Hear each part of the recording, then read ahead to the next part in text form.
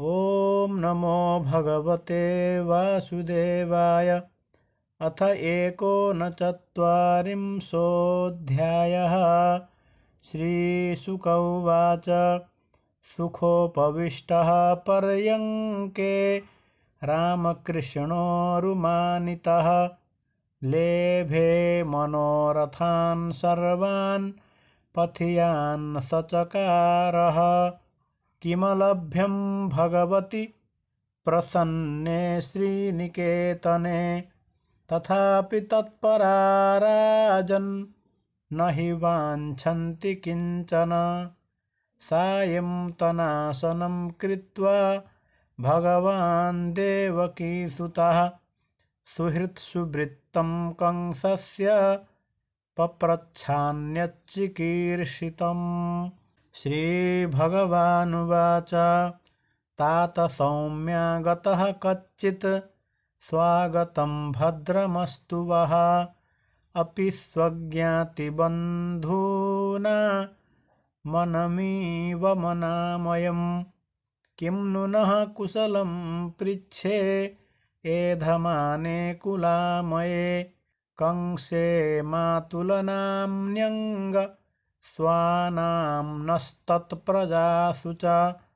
अहो अस्मदभूद्भूरि पित्रोर्वृजिनमार्ययोः।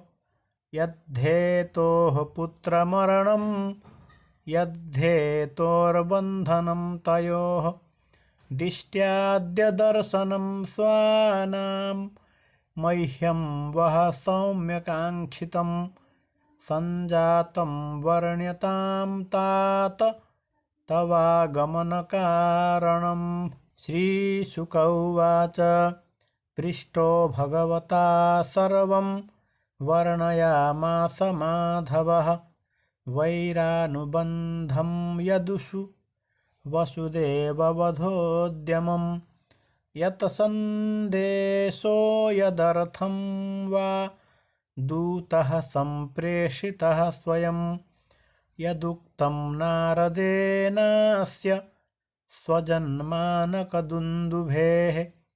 श्रुत्वा क्रूरवचः कृष्णो बलश्च परवीरः। प्रहस्य नन्दं पितरं राज्ञादिष्टं विजज्ञतुः। गोपान् समादिशत्सोऽपि गृह्यतां सर्वगोरसः। उपायनानि गृह्णीध्वं युज्यन्तां सकटानि च। यास्यामः स्वो मधुपुरीं दास्यामो नृपतेरसान्। द्रक्ष्यामः सुमहत्पर्व यान्ति जानपदाः किल। एवमाघोषयत् क्षत्र नन्दगोपः स्वगोकुले। गोप्यस्तास्तदुपसृत्य बभूवुर्व्यथिता भृशम्। रामकृष्णौ पुरीं नेतु मक्रूरं व्रजमागतम्। काश्चित्तत्कृतहृत्ताप स्वासम्लानमुखस्त्रियः। स्रंसद्दुकूलवलय केशग्रन्थ्यश्च काश्चन।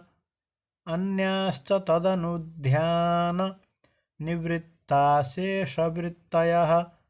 नाभ्यजानन्निमं लोकमात्मलोकं गता इव।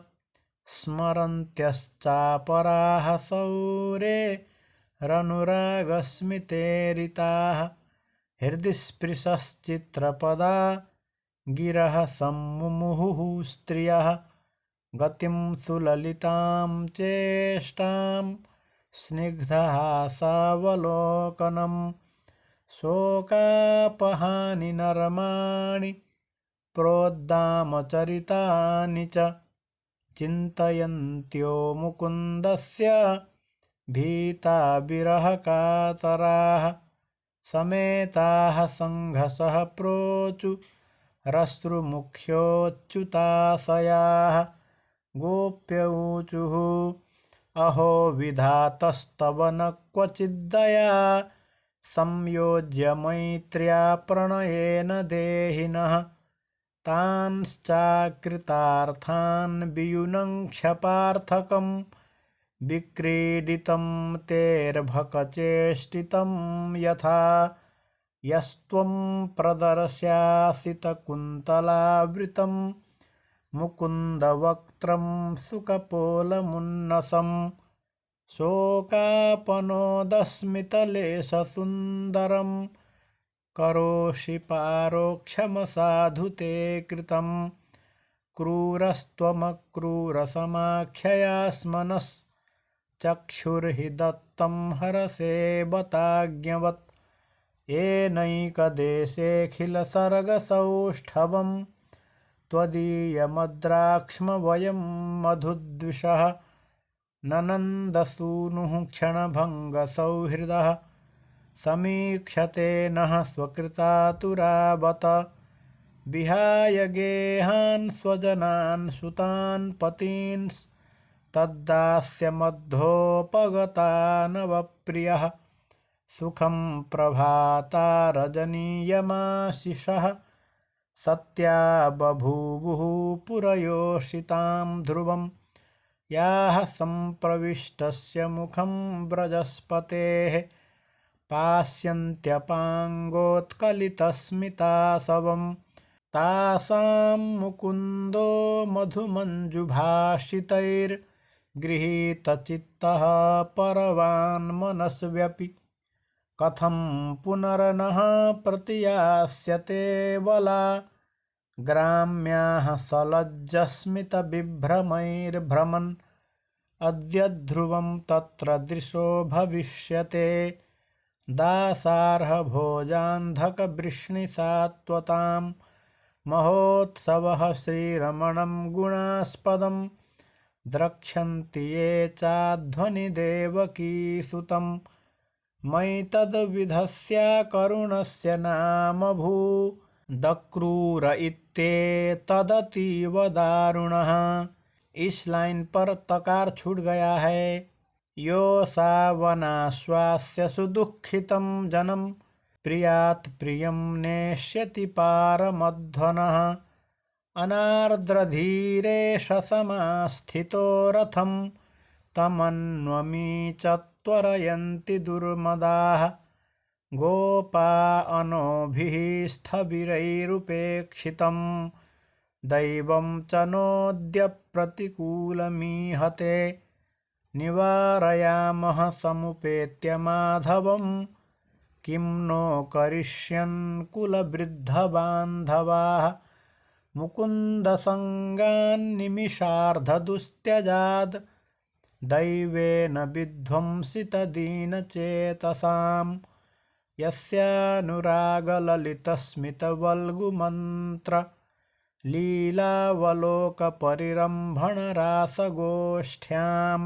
नीताः स्मनः क्षणमिव क्षणदाविनातं गोप्यः कथं न्वतितरेम तमो दुरन्तं योऽन्नः क्षये व्रजमनन्तसखः परीतो गोपैर्विशन्खुररजश्छुरितालकस्रक् वेणुं क्वणन् स्मितकटाक्षनिरीक्षणेन चित्तं क्षिणोत्यमुमृतेनु कथं भवेम। श्रीशुक उवाच एवं ब्रुवाणा विरहातुराभृशं व्रजस्त्रियः कृष्णविषक्तमानसाः विसृज्य लज्जां रुरुदुः स्म सुस्वरं गोविन्द दामोदर माधवेति स्त्रीणामेवं रुदन्तीना मुदिते सवितर यथा अक्रूरश्चोदयामास कृतमैत्रादिको रथं गोपास्तमन्वसज्जन्त नन्दाद्याः सकटैस्ततः आदायोपायनं भूरि कुम्भान् गोरससंभृतान् गोप्यश्च दयितं कृष्णमनुव्रज्यानुरञ्जिताः प्रत्यादेशं भगवतः काङ्क्षन्त्यश्चावतस्थिरे तास्तथा तप्यतीर्वीक्ष्य स्वप्रस्थाने यदुत्तमः सान्त्वयामास सप्रेमयि रायास्य इति दौत्यकैः यावदालक्ष्यते केतुर्यावदरेणुरथस्य च अनुप्रस्थापितात्मानो लेख्यानीवोपलक्षिताः तानि रासानि बभृतुर्गोविन्दविनिवर्तने विशोका अहनीनिन्युर्गायन्त्यः प्रियचेष्टितं भगवानपि सम्प्राप्तो रामाक्रूरयुतो नृप रथेन वायुवेगेन कालिन्दीमघनासिनीं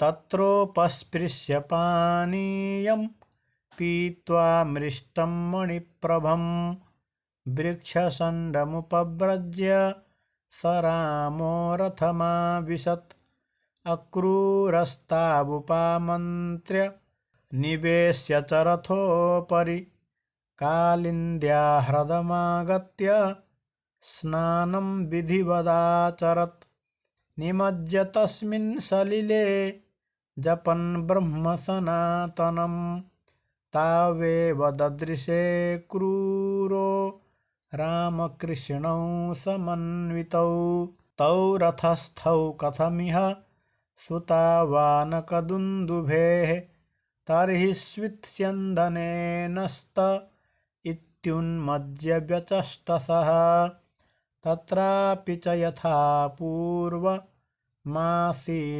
पुनरेव सः न्यमज्जददर्शनं यन्मे मृषा किं सलिले तयोः भूयस्तत्रापि सोद्राक्षीत् स्तूयमानमहीश्वरं सिद्धचारणगन्धर्वैरसुरैर्नतकन्धरैः सहस्रशिरसं देवं सहस्रफणमौलिनं नीलाम्बरं विशश्वेतं शृङ्गैः श्वेतमिव स्थितं तस्योत्सङ्गे घनश्यामं पीतकौशेयवाससं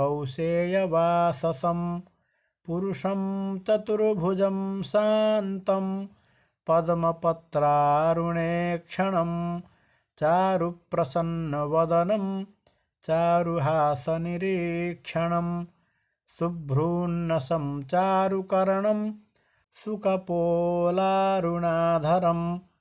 प्रलम्बपीवरभुजं तुङ्गांशोरःस्थलश्रियं कम्बुकण्ठं निम्ननाभिं वलिमत्पल्लवोदरं बृहत्कटितटश्रोणिकरभोरुद्वयान्वितं चारुजानुयुगं चारु जङ्घायुगलसंयुतं तुङ्गगुल्फारुणनख व्रातदीधितिभिर्वृतं नवाङ्गुल्यङ्गुष्ठदलैर्विलसत्पादपङ्कजं सुमहार्हमणिव्रात किरीटकटकाङ्गदैः कटिसूत्रब्रह्मसूत्रहारनूपुरकुण्डलैः भ्राजमानं पद्मकरं शङ्खचक्रगदाधरं श्रीवत्सवक्षसंभ्राजत् कौस्तुभं वनमालिनं सुनन्दनन्दप्रमुखैः पार्षदैः सनकादिभिः सुरेशैर्ब्रह्मरुद्राद्यैर्नवभिश्च द्विजोत्तमैः प्रह्लादनारदवसु प्रमुखैर्भागवतोत्तमैः स्तूयमानं पृथग्भावैर्वचोभिरमलात्मभिः श्रिया पुष्ट्या गिरा कान्त्या कीर्त्या तुष्ट्रेलयोर्जया विद्यया शक्त्या मायया च निषेवितम् विलोक्य सुभीर्षम्प्रीतो भक्त्या परमया युतः हृष्यत्तनूरुहो भाव परिक्लिन्नात्मलोचनः गिरा गद्गदयास्तौषीत् सत्त्वमालम्ब्य सात्वतः प्रणम्य मूर्ध्ना वहितः कृताञ्जलिपुटः शनैः। श्रीमद्भागवते महापुराणे पारमहंस्यां संहितायां दशमस्कन्धे पूर्वार्धे अक्रूरप्रतियाने एकोनचत्वारिंशोऽध्यायः।